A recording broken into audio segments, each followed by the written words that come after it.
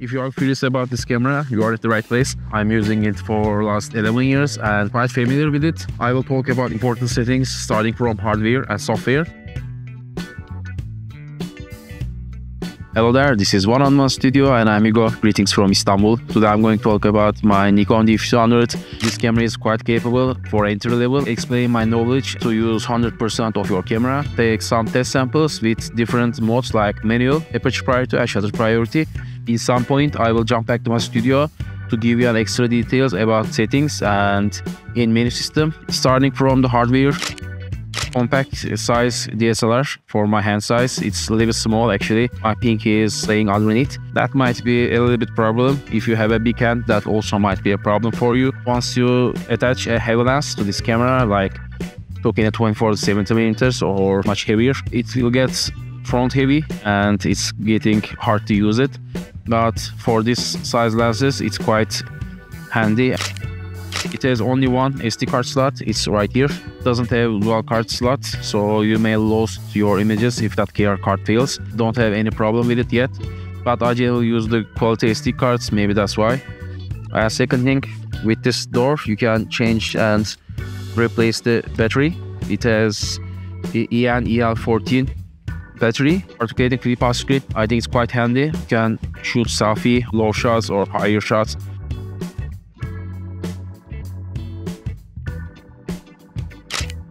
The video performance is not perfect. Other than that, if you are just starting photography or looking for second-hand market for budget, if you find a clean one in second-hand market, you might still think that camera. It's a little bit lacking in video. I have a dedicated video about it where I walk in Istanbul from Taksim Square to Sultanahmet Square, visited Galata Tower, Hagia Sophia and few other important landmarks. So you can watch that video too. You can check the video performance and the photo performance of this camera. Suggest you to do that indoors. Don't let the dust get inside your camera or moisture. It's better to non-windy and dust-free environment. Just press this button, rotate the lens, and that's it. Applying it is also quite easy. Align 2 white points, rotate it. There's a click, means it's secured. If you are a beginner or if you are just buy this camera in second-hand market, you probably buy it with the 18-55mm. It's not the best lens, but you can still have decent shots with it. On and off the VR of the lens right here, autofocus and manual focus right here. A thing of the lens, not the camera, but I just want to point it out. It has interface right here. You can connect microphone, HDMI, GPS and AV out. I generally connect microphone. There's a hot shoe, you can just take it off and attach microphone or any other things. There's a screw in the bottom of the camera where you can attach tripod heads or rigs. One of you asked me to take that video, that's why I'm taking it. If you wanted to ask something, you can always write in the comment section. Well, I will talk about them in detail in a few minutes later, but I just wanted to show you the overview. You can open and close the camera with this dial. The middle of it, the silver one, is the shutter button. You can take pictures with that. And next to it, there is a red button. If you are on the live view mode, click that dial and it opens the live view. You can start recording. You can only record videos on the live view mode. This button is the exposure compensation button. Determine the auto exposure of the camera. The higher, which will be brighter in auto exposure. If lower, it has lower exposure. So our camera arrange the exposure according to that setting. It's also, when you press it, it will also change the aperture. There's an info button and there is a shutter mode right here, so you can change the shooting mode with this button if you are using remote or if you are using set timer. This one is where you choose settings. There are a few different ones. I will talk about them in a few minutes later. Most of the time shooting in manual or aperture priority or shutter priority depends on the composition, and I don't use that much. It's a little bit beginner thing, and I suggest you to learn the basics of photography if you are looking for this camera, because this camera is quite capable for entry level and can teach you most of the techniques. I also have a beginner's guide of photography. You can watch that video too afterwards if you don't know much about the ISO, aperture, and shutter speed. And also, one of the most important thing, there's an FM button right here next to the D5200 mark. You can assign different functions, and I assign the ISO. So once I hold and rotate this dial, it will change the ISO. You can change it afterwards according to your preferences. Up to it, it's flash button. You will hold it and the flash pops up and you will shoot with the flash. The back of it, there's a playback button right here. You can change the viewfinder according to your preferences. So with this button, you can get inside the menu. Let's jump back to my studio to talk a little bit about the software and menu system. Then I will come back here to take some test samples with different modes like manual, aperture priority, and shutter priority. I'm not going to show all of them. I will only focus the most important ones. You can enter the menu with the menu button on the top left corner. Let's start with the playback menu. I think the most important one is delete. What's important with this, if you are on the field and your card is full, you can go to date and delete according to that date. For example, it will delete the 7th of February. Let's reset the shooting menu first. One of the most important things you can do is creating folders. You can create folders with different days, etc. In this example, the image will be in test 1 folder. Next one is the image quality. By default, it came with the JPEG normal. For most flexibility in post-production, I suggest you to shoot in RAW.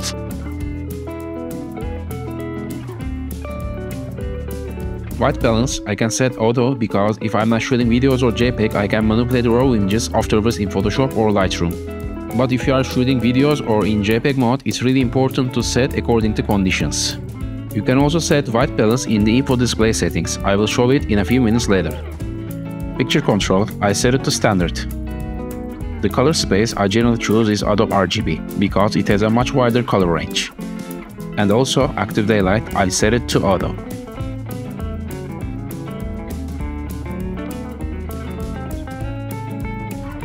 Next up is ISO sensitivity settings. It's quite important. If the auto sensitivity is on, you can select the maximum ISO sensitivity and the minimum shutter speed. For example, if you are handhelding your camera and you don't want your camera go below certain shutter speed, you can set it in here and your camera will stay in this zone. But if I am not in a rush, I prefer it off and assign FM button to the ISO sensitivity and change it full manual. So next setting is release mode. You can choose different modes. For example, in a single frame, you will just press down and it will only take 1 frame. There is also continuous low and continuous high. You can also select soft timer.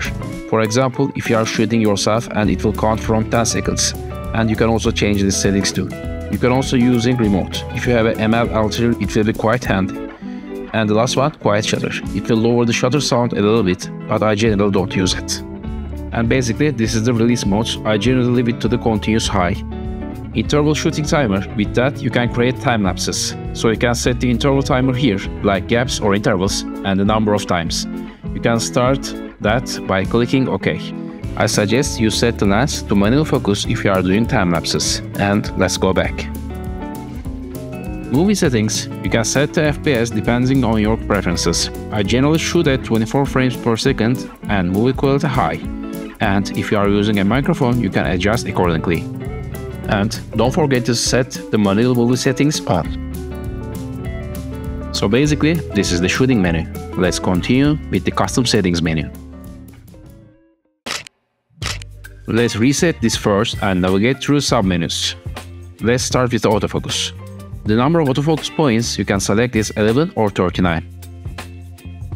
Soft timer. If you are shooting a timer, you can lower or increase the duration. For example, 10 seconds or 5 seconds. I think 5 seconds is quite okay.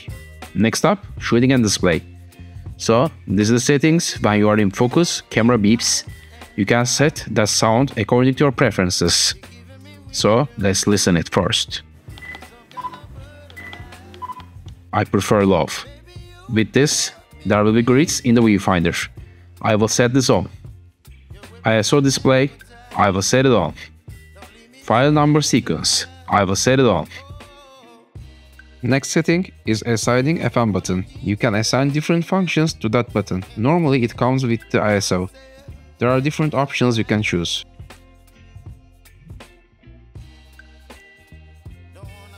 Auto exposure lock and autofocus lock button. You can also assign different functions too. I generally leave it on auto exposure and autofocus locked together. While you are shooting, once you hold that button, camera will stop auto exposure and autofocusing the subjects, and will leave the scene as it is. These settings are the most important ones for my use case scenarios. So let's continue with the setup menu. In this menu, you can format memory card and change monitor brightness, and a few other more. Info display format. You can give different looks to your monitor. I will leave it graphic. I think it's easy to read when I set this look. Info display, I set it OK. You can clean image sensor, and I set that function to clean startup and shutdown. Video mode, you can change according to your region. So next one is Retouch menu, and I almost never use that menu. Let's check quickly. Last one is recent settings. So this is the settings you have recently checked. So it basically how it sounds like. Just hold info, it's right here, and you can easily change the settings, or you can change the image quality. You can change the focus mode. Since this camera doesn't have a proper autofocus system, I generally leave it on the single. I will halfway press the shutter button and focus, press it and take the picture. This is how I use that function, but you can choose continuous to. Picture control, you can select different ones. I leave it at standard. So autofocus area, you can just autofocus to a single point. There will be a point in the live view mode. So metering, it's how the camera calculates the exposure, and it will basically how it is. For example, in the center metering, it will check only the center area and calculate exposure according to that. Or in the matrix metering, it will calculate the whole picture. And spot metering, it will only calculate to the point where it's located. But generally I left it at the matrix metering. It's on manual mode.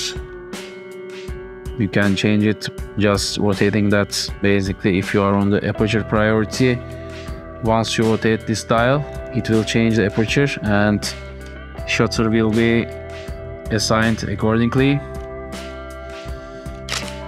In the manual, once you rotate this dial, it will change the shutter speed.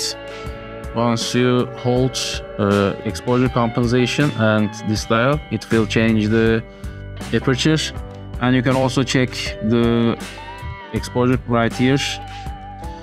And the last one, if you assign ISO to the FM button, once you hold it and rotate it, it will change the ISO. So this is how you can change the ISO. This is the preview of the menu system, and I hope it will help for you too. So I will move on to take some test samples. Welcome back after software and menu system. It's not the best composition, but I will only show you how you can change settings. Assign auto ISO, so it's on the menu. I wanted to show you again. It's on second, and ISO sensitivity settings, and auto ISO is on. And you can arrange maximum and minimum shutter speed with that. So in this auto mode, it will stays in that zone. So let me go out, and as you see, it's ISO auto right now, and it will manipulate according to that limit. So it's not going higher. If you are in within hurry, you can use that settings too. Let me take a shoot too. I'm not a fan of that ISO thing. I talk a little bit about indoor, but I wanted to show you right now.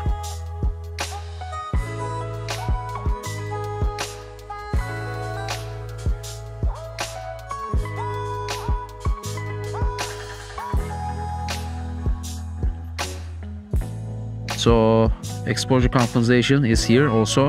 I will lower it to the 0, so it's basically the neutral one. As you see, it's still underexposed. Lower the F count, like I don't know, F5.6. and it's still not okay, so I will lower the shutter speed with this dial. With aperture priority, once you rotate this dial without holding that aperture button, it will only change the aperture values like f16 or f5.6. Since I shoot ISO fixed, it's not auto ISO, it stays as it is, and camera tries to arrange shutter speed. And the shutter priority, this time once you rotate that will only change shutter, and camera automatically set the aperture. Nikon D5200 hardware and software. Thank you for watching. I hope you liked it. Don't forget to subscribe for the upcoming videos. I am Hugo. Bye.